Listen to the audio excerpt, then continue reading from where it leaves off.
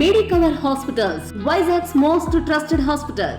04068334455.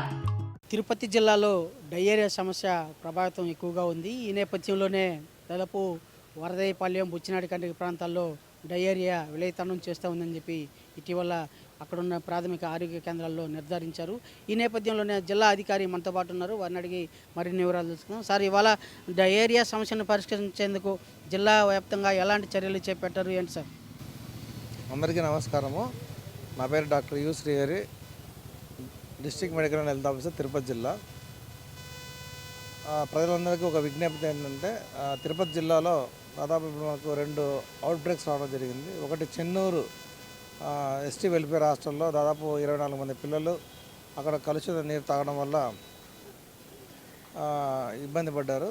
ఇమ్మీడియట్గా మా గౌరవ హెల్త్ మినిస్టర్ గారు, కమిషనర్ గారు, ప్రిన్సిపల్ సెక్రటరీ గారు, గౌరవ కలెక్టర్ గారు, మా డైరెక్టర్ ఆఫ్ హెల్త్ ఆదేశాల మేరకు ఇమ్మీడియట్గా అక్కడ విజిట్ చేసి 24 అవర్స్ క్యాంపు దాదాపు నిన్నటి వరకు కూడా నడిచింది. ఈరోజు నడుస్తుంది క్యాంపు.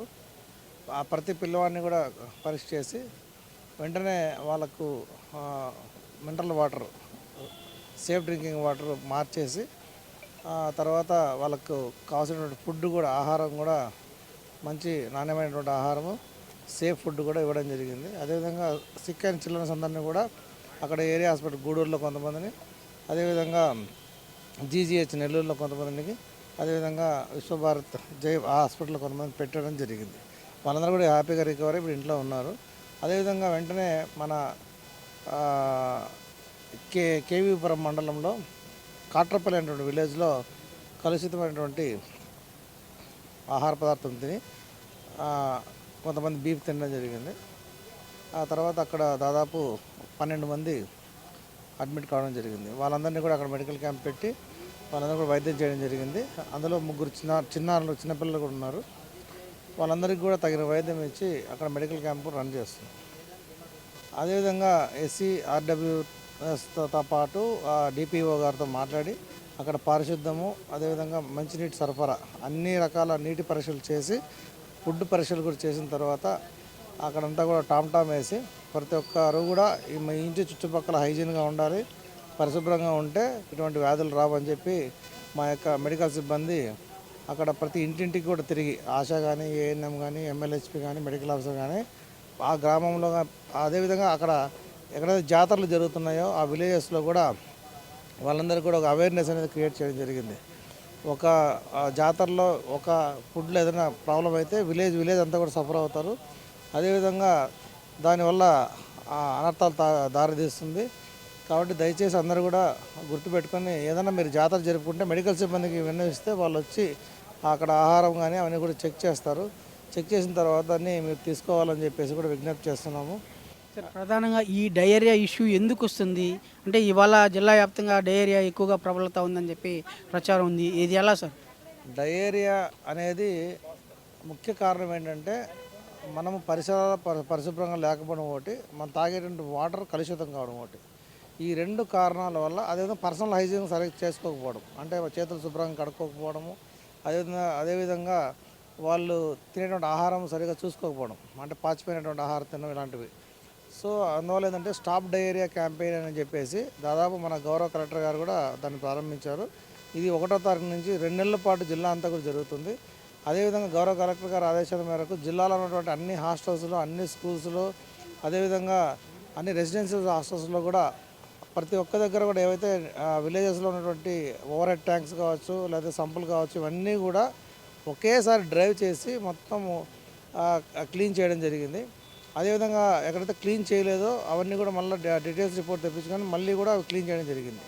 అదేవిధంగా ప్రతి ఒక్కరు కూడా గుర్తుపెట్టుకోవాల్సింది ఏంటంటే, మీ విలేజ్లో ఏదైనా ట్యాంక్ కన్నా క్లీన్ చేయకపోతే ఇమ్మీడియట్గా కన్సర్న్డ్ పంచాయతీ సెక్రటరీకి చెప్పాలి.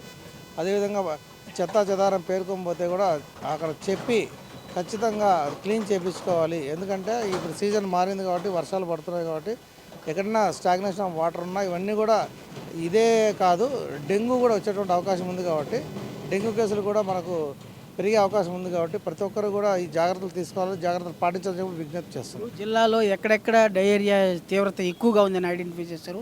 ఆ ప్రాంతాల్లో ఇమ్మీడియట్గా ఎలాంటి చర్యలు చేపట్టారు? జిల్లాలో ఎక్కువగా కాళహస్తి డివిజన్లో, అదేవిధంగా గూడూరు డివిజన్లో మనకు ఎక్కువగా కూడా కేసులు అనేది వచ్చాయి. అక్కడ డిప్యూటీ డిఎంఎడ్హెచ్ఓ స్థాయి అధికారులని కొంతమందిని పెట్టి, అదేవిధంగా medical college specialist doctors team కూడా కలెక్టర్ గారి ఆదేశాల మేరకు అక్కడ పంపించి ఇన్వెస్టిగేషన్ కూడా చేయడం జరిగింది.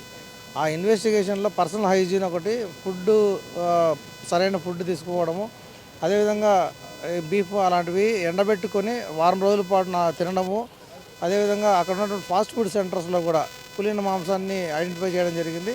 ఆ ఫాస్ట్ ఫుడ్ సెంటర్స్ అన్నీ కూడా ఫుడ్ ఇన్స్పెక్టర్ ద్వారా, ఎంపీడీఓ ద్వారా అన్నీ కూడా క్లోజ్ చేయించడం జరిగింది. అందరికీ కూడా నోటీసులు కూడా ఇవ్వడం జరిగింది. అదేవిధంగా అక్కడ ఉన్నటువంటి ఆర్ఎంపీ డాక్టర్స్ ఎవరైతే ఉన్నారో వాళ్ళందరూ కూడా ఏదైనా డయేరియా కేసులు వచ్చినప్పుడు కానీ లేకపోతే అవన్నీ కూడా గవర్నమెంట్ హాస్పిటల్కి రెఫర్ చేయాలి. అన్నెసరీ యాంటీబయాటిక్స్ ఇవ్వడము, లేకపోతే ఓవర్గా ఫ్లూయిడ్స్ ఇవ్వడము, దీనివల్ల కూడా కొన్ని ప్రాబ్లమ్స్ వస్తున్నాయి. అదేవిధంగా అక్యూట్ కిడ్నీ ఇంజరీ కూడా జరిగే ప్రమాదం ఉంది కాబట్టి వాళ్ళందరికీ మెడికల్ ఎమర్జెన్సీ ఏమైనా ప్రకటించారా సార్ జిల్లాలో? జిల్లాలో ఇప్పుడు మనకు 2 అవుట్ బ్రేక్స్ వచ్చాయి కాబట్టి మనం అప్రమత్తమయ్యి డైరెక్ట్గా మన గౌరవ హెల్త్ మినిస్టర్ గారు దీన్ని మానిటర్ చేస్తున్నారు. అదేవిధంగా మా కమిషనర్ గారు, అదేవిధంగా మా ప్రిన్సిపల్ సెక్రటరీ గారు, డైరెక్టర్ ఆఫ్ హెల్త్, కలెక్టర్ గారు కంటిన్యూగా మానిటర్ చేస్తున్నారు. అన్ని జిల్లాలో ఉన్నటువంటి అన్ని ఆఫీసర్స్తో సమన్వయం చేసుకొని ఎంపీడీఓస్ కావచ్చు, ఎంఆర్ఓస్ కావచ్చు, డిపిఓ కావచ్చు, ఎస్సీఆర్డబ్ల్యూ అందరితో కూడా, మున్సిపల్ కమిషనర్స్తో కూడా ఎప్పటికప్పుడు ఒక డయేరియా కేసు వచ్చినా కూడా ఇమ్మీడియట్గా మాకు ఇన్ఫామ్ చేయండి అని చెప్పడం వల్ల ఈ 2 ఎపిసోడ్స్ కాకుండా జిల్లాలో ఎక్కడా కూడా మనకు ఈ యొక్క డయేరియా కేసులు అనేది నమోదు కావడం లేదు. డాక్టర్స్ అనేవాళ్ళు ఖచ్చితంగా డయేరియా కేసు వచ్చినప్పుడు మెడికల్ క్యాంప్ పెట్టి ట్రీట్మెంట్ చేస్తున్నారు. బట్ ప్రజలు కానీ అక్కడ ఉన్నటువంటి లోకల్గా ఉన్నటువంటి వివిధ డిపార్ట్మెంట్స్ కానీ ఏదైతే పారిశుద్ధ్యం చూస్తారో, ఏదైతే డ్రింకింగ్ వాటర్ చూస్తారో వాళ్ళంతా కూడా సమన్వయం చేసుకొని కంబైన్డ్గా చేస్తేనే ఈ యొక్క మొత్తాన్ని కూడా మనము ఈ డయేరియా రాకుండా అరికట్టవచ్చు. జిల్లాలో డయేరియా ఇష్యూ అధికంగా ఉన్నందున శ్రీకాళహస్తి, గూడూరు ప్రాంతాల్లో మెడికల్ ఎమర్జెన్సీని ప్రకటించి అనేక సహాయక చర్యలు అయితే చేపడుతున్నాము. మిగతా జిల్లాలోని మిగిలిన ప్రాంతాలను కూడా ముందస్తుగా చర్యలు చేపట్టి డయేరియా నివారణకు అన్ని రకాల తోడ్పాటును అందిస్తున్నామని చెప్పేసి డిఎంహెచ్ఓ గారు పేర్కొన్నారు. వీడియో జర్నలిస్ట్ మనీతో రవి, RTV, తిరుపతి. మరిన్ని వీడియోస్ కోసం ఛానల్ ని సబ్స్క్రైబ్ చేయండి. లేటెస్ట్ అప్డేట్స్ కోసం వాట్సాప్ ఛానల్ ని ఫాలో చేయండి. అండ్ లింక్ డిస్క్రిప్షన్ లో ఉంది.